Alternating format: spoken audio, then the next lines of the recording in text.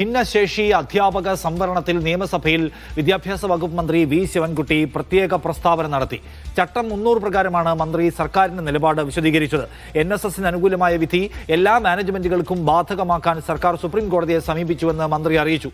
മുതിർന്ന അഭിഭാഷകരെയാണ് സുപ്രീം കോടതിയിൽ ഇതിനായി ചുമതലപ്പെടുത്തിയിരിക്കുന്നതെന്നും അനുകൂല വിധി ഉണ്ടാകുമെന്നാണ് പ്രതീക്ഷിക്കുന്നതെന്നും വി ശിവൻകുട്ടി സഭയോട് പറഞ്ഞു.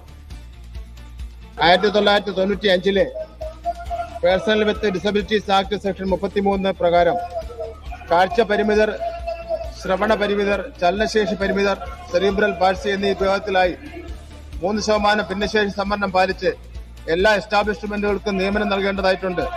തുറന്ന് പുറപ്പെടുവിക്കപ്പെട്ട 2016 RPWD എന്താണ് സർക്കാരിന്റെ നിലപാട്? ഈ വിഷയത്തിൽ മന്ത്രി ഇന്ന് നിയമസഭയെ അറിയിച്ചത്.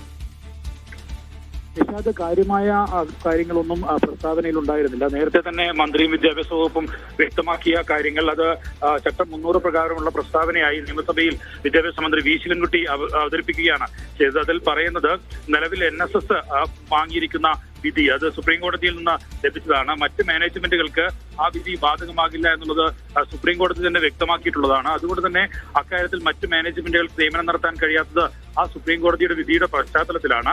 എന്നാൽ ആ വിധി അതിൽ പുനഃപരിശോധിക്കണം എന്നാവശ്യപ്പെട്ട് സർക്കാർ തന്നെ നിലവിൽ നിയമോപദേശ അടിസ്ഥാനത്തിൽ സുപ്രീം കോടതിയെ സമീപിച്ചിരിക്കുകയാണ്. ഈ കേസിൽ മുതിർന്ന അഭിഭാഷകരെ തന്നെയാണ് സർക്കാർ വെച്ചിരിക്കുന്നത്.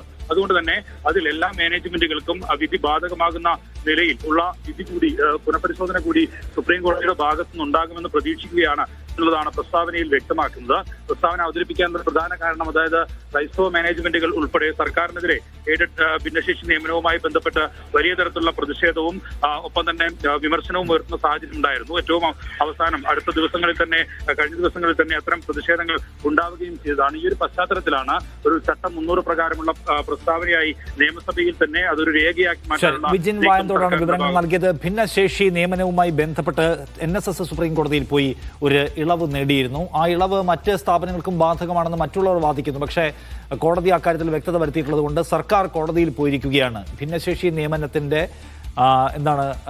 ഈ ടാർഗറ്റ് മീറ്റ് ചെയ്യാത്ത സ്ഥാപനങ്ങൾക്കുള്ള വിലക്ക് അല്ലെങ്കിൽ നിയന്ത്രണങ്ങളെ ഇളവ് ചെയ്യണമെന്ന് ആവശ്യപ്പെട്ടുകൊണ്ട് NSS സുപ്രീം കോടതിയിൽ പോയി വാങ്ങിയ ഇളവ് മറ്റെല്ലാ സ്ഥാപനങ്ങൾക്ക് കൂടി ബാധകമാക്കണം എന്നാവശ്യപ്പെട്ടുകൊണ്ട് സർക്കാരും കോടതിയെ സമീപിച്ചിട്ടുണ്ട് എന്നും അനുകൂലമായ വിധി കിട്ടുമെന്നാണ് പ്രതീക്ഷയെന്നും മന്ത്രി വി ശിവൻകുട്ടി ഇന്നിപ്പോൾ ഒരു പ്രത്യേക സ്റ്റേറ്റ്മെന്റിലൂടെ നിയമസഭയെ അറിയിച്ചിരിക്കുകയാണ്.